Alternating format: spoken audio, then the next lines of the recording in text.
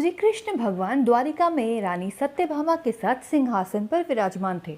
निकट ही गरुड़ और सुदर्शन चक्र भी बैठे हुए थे। तीनों के चेहरे पर दिव्य तेज झलक रहा था। बातों ही बातों में रानी सत्यभामा ने श्री कृष्ण से पूछा कि हे प्रभु, आपने त्रेता युग में राम के रूप में अवतार लिया था। सीता आपकी पत्नी थी, क्या वे मुझसे भी ज्यादा सुंदर थी? द्वारिकाधीश समझ गए कि सत्यभामा को अपने रूप का अभिमान हो गया है। तभी गरुड़ ने कहा कि भगवान, क्या दुनिया में मुझसे भी ज्यादा तेज गति में कोई उड़ सकता है? इधर सुदर्शन चक्र से भी रहा नहीं गया। वे भी कह उठे कि हे भगवान, मैंने बड़े बड़े युद्धों में आपको विजयश्री दिलवाई है, क्या संसार में मुझसे भी शक्तिशाली कोई है? भगवान मन ही मन मुस्कुरा रहे थे। वे जान रहे थे कि उनके इन तीनों भक्तों को अहंकार हो गया है और इनका अहंकार नष्ट करने का समय आ गया है। ऐसा सोचकर उन्होंने गरुड़ से कहा कि हे गरुड़, तुम हनुमान के पास जाओ और कहना कि भगवान राम माता सीता के साथ उनकी प्रतीक्षा कर रहे हैं। गरुड़ भगवान की आज्ञा लेकर हनुमान को लाने चले गए।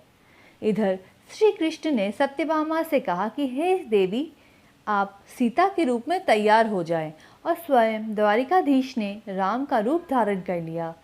मधुसूदन ने सुदर्शन चक्र को आज्ञा देते हुए कहा कि तुम महल के प्रवेश द्वार पर पहरा दो और ध्यान रहे कि मेरे आज्ञा के बिना महल में कोई प्रवेश ना करे। भगवान की आज्ञा पाकर चक्र महल के प्रवेश द्वार पर तैनात हो गए। गरुड़ ने हनुमान के पास पहुंचकर कहा कि हे वानर श्रेष्ठ, भगवान राम माता सीता के साथ द्वारिका में आपसे मिलने के लिए प्रतीक्षा कर रहे हैं। आप मेरे साथ चले, मैं आपको अपनी पीठ पर बिठाकर शीघ्र ही वहां ले जाऊंगा। हनुमान ने विनयपूर्वक गरुड़ से कहा, आप चलिए, मैं आता हूँ। गरुड़ ने सोचा, पता नहीं यह बूढ़ा वानर कब पहुँचेगा, खैर मैं भगवान के पास चलता हूँ। यह सोचकर गरुड़ शीघ्रता से द्वारिका की ओर उड़े। पर यह क्या, महल में पहुंचकर गरुड़ देखते हैं कि हनुमान तो उनसे पहले ही महल में प्रभु के सामने बैठे हैं। गरुड़ का सिर लज्जा से झुक गया। तभी श्री राम ने हनुमान से कहा कि पवन पुत्र, तुम बिना आज्ञा के महल में कैसे प्रवेश कर गए?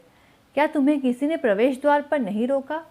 हनुमान ने हाथ जोड़ते हुए सिर झुकाकर अपने मुंह से सुदर्शन चक्र को निकालकर प्रभु के सामने रख दिया। हनुमान ने कहा कि हे प्रभु, आपसे मिलने से मुझे इस चक्र ने रोका था, इसलिए इसे मैं मुंह में रख आपसे मिलने आ गया, मुझे क्षमा करें। भगवान मन ही मन में मुस्कुराने लगे।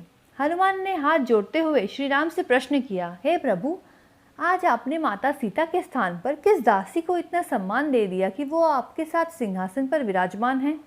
अब रानी सत्यभामा का अहंकार भंग होने की बारी थी। उन्हें सुंदरता का अहंकार था जो पल भर में चूर हो गया। रानी सत्यभामा, सुदर्शन चक्र व गरुड़ जी तीनों का गर्व चूर चूर हो गया। वे भगवान की लीला समझ रहे थे। तीनों की आंखों में आंसू बहने लगे और वे भगवान के चरणों में झुक गए।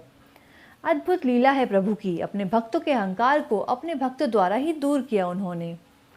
इस कहानी का सार यह है कि जीवन में कभी भी अहंकार नहीं करना चाहिए। ज़रूरी नहीं है कि आज जो आपके पास है कल भी वो होगा। अपने अंदर ज़रा सा भी अगर अहंकार आने लगे तो स्वयं ठाकुर जी हमसे दूर हो जाते हैं। ठाकुर जी को निस्वार्थ भक्तों की ज़रूरत है, अहंकारी की नहीं। तो ये थी आज की कहानी। तो इस वीडियो को लाइक, शेयर और चैनल को सब्सक्राइब ज़रूर करें। धन्यवाद।